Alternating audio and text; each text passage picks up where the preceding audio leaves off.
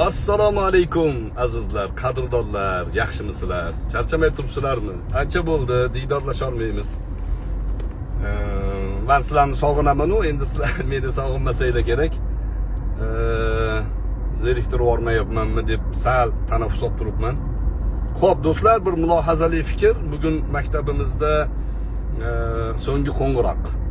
Hozir o'shanga qarab ketyapman. Nasib bo'lsa, so'nggi qo'ng'iroqdan keyin maktabimizda yana qabul boshlanadi.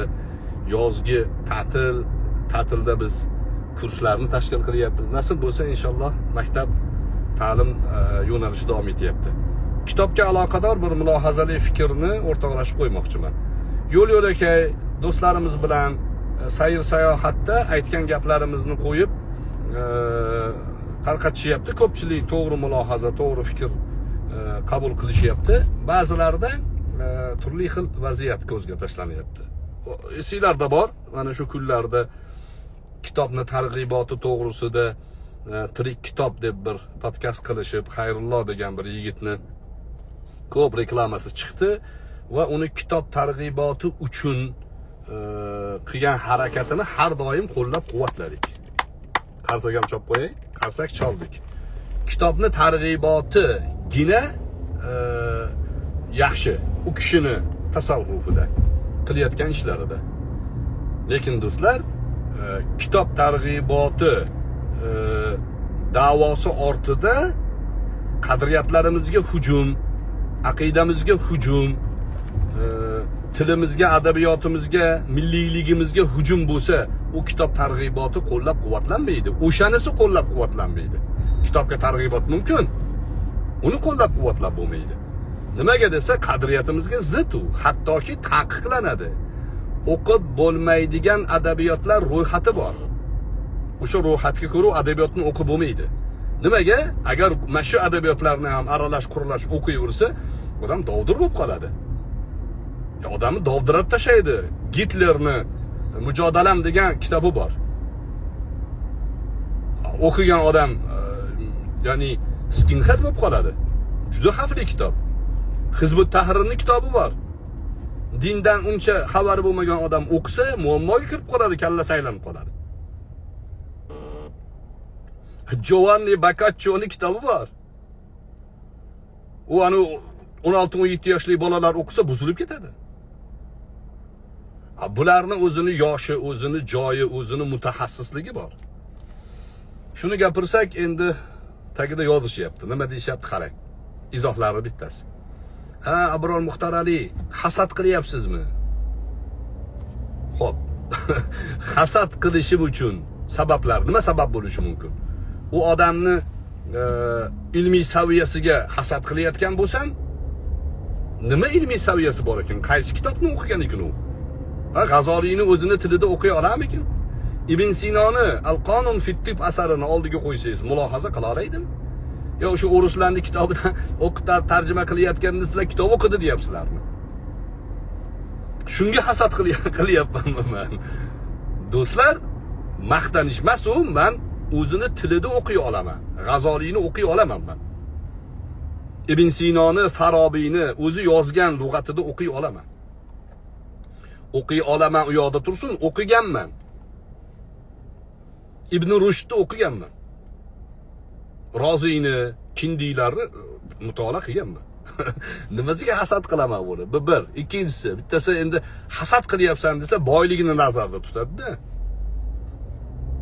4 dona shashlik yeyishni orzu qilardim degan odamni nimasini hasad qilish mumkin? Shashlik yeyishni orzu qilgan ekan.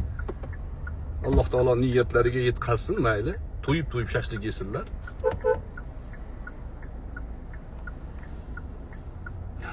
Nimasiga hasad qilaman do'stlar? Nima uchun gapirdim? Qadriyatga hujum bo'layotgani uchun gapirdim men. Qadriyatga hujum bo'lyapti. Nima emish? G'azoliy matematika shayton ilmi deganimish. Tanisanglar, borib so'raylar Xayrullodan. Qayerda aytgan G'azoliy? Men kitoblarida topa olmadim. O'qiganimni ichida ham eslamayapman. Lekin uni teskarisini eslayapman. Tahaffutul falasifa degan asari bor G'azoliyni. Birinchi 10 varag'ini o'zidayoq tabiiy fanlarga urg'u bergan. Zo'r iqtibos keltirgan.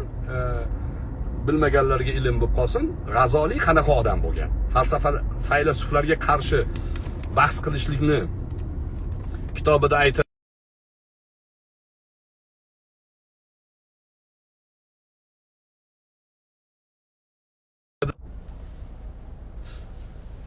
Oyning yorug'i qayerdan tushyapti?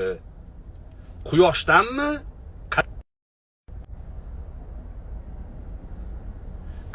Qaysi burchakdan tushayotganligini bahs qilmayman faylasuflar bilan.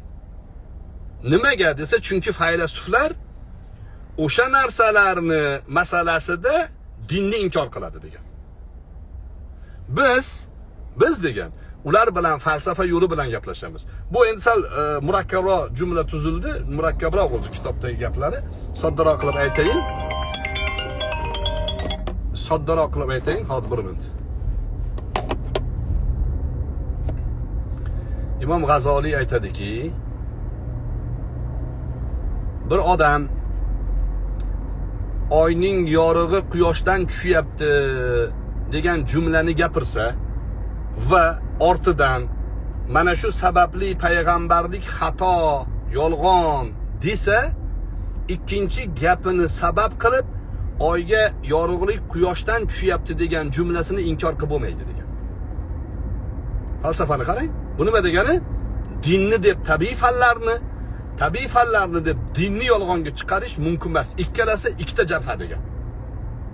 Bir-birini inkor qilishi mumkin emas degan.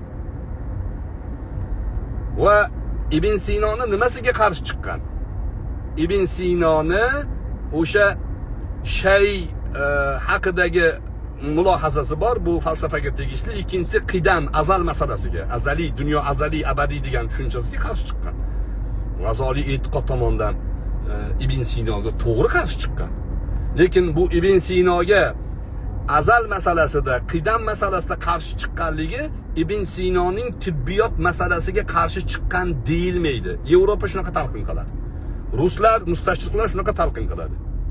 Imom G'azoliy Ibn Sinoni tanqid qilgan bo'lsa, bo'ldi. Ibn Sinoni tabiiy fanlariga ham tanqid bilan qaragan deydi.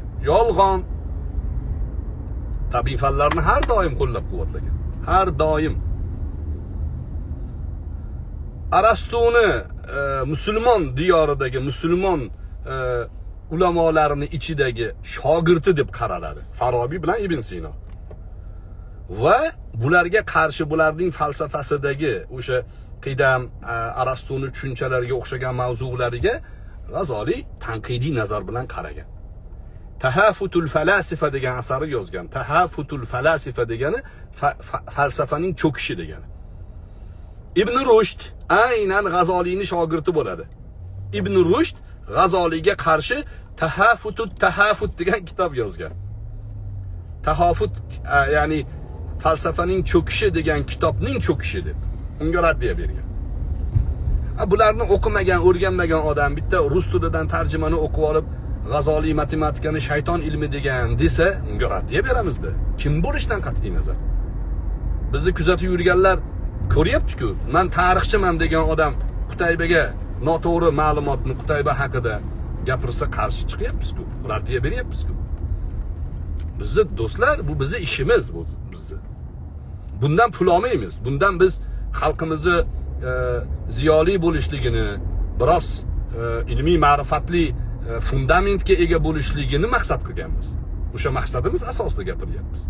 U Xayrullohni nimasiga hasad qilamiz? Nimasiga?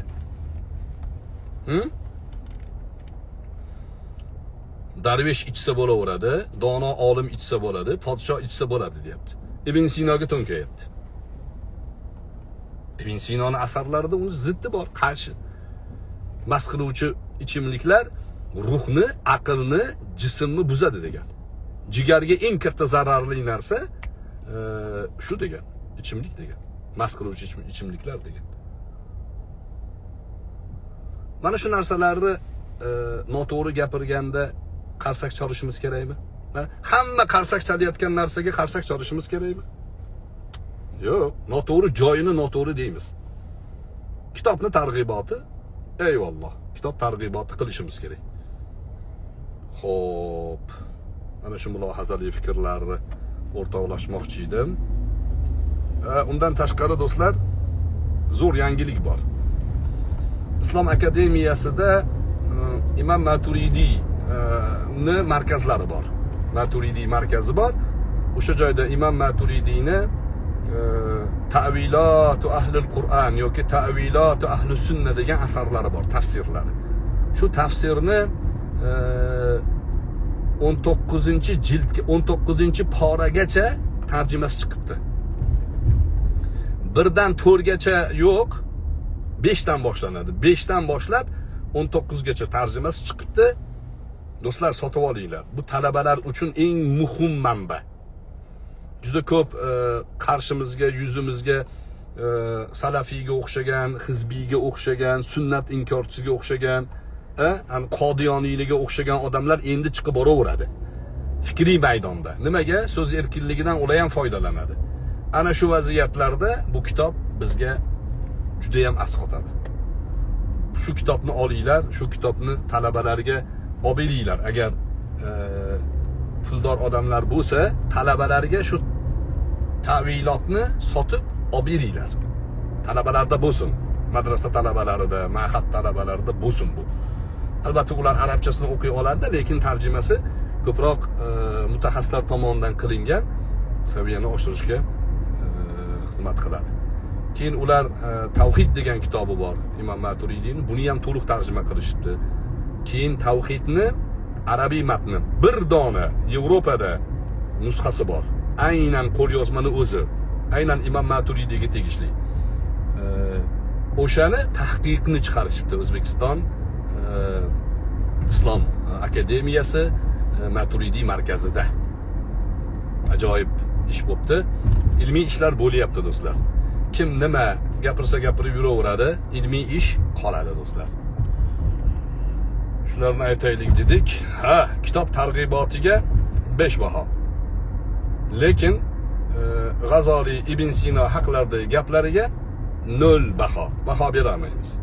Uni bebaho ekansiz deymiz. Ibn Sino haqlarida bebaho ekanlar. Baholari yo'q, qo'yib bo'lmaydi unaqa baho. Boshqa tomonlariga endi xalqimizni o'zini o'qib o'rganishligi oqibatida yetib boramiz. Do'stlar, barchalarga tashakkur.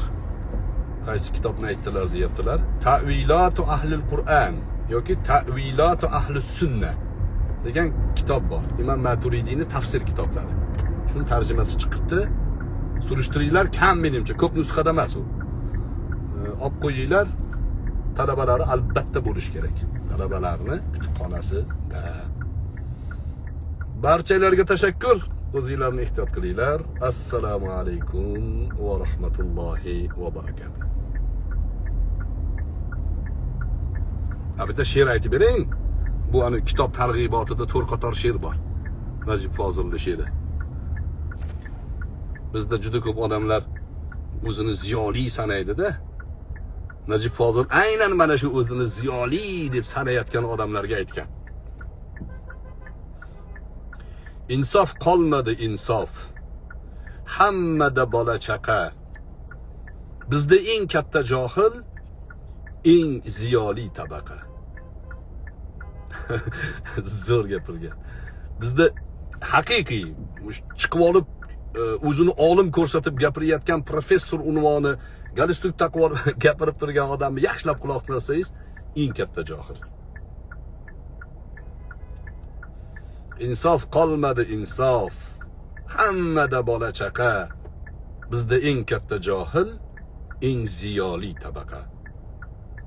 Salomat bo'linglar. Assalomu alaykum va rahmatullohi va barakatuh.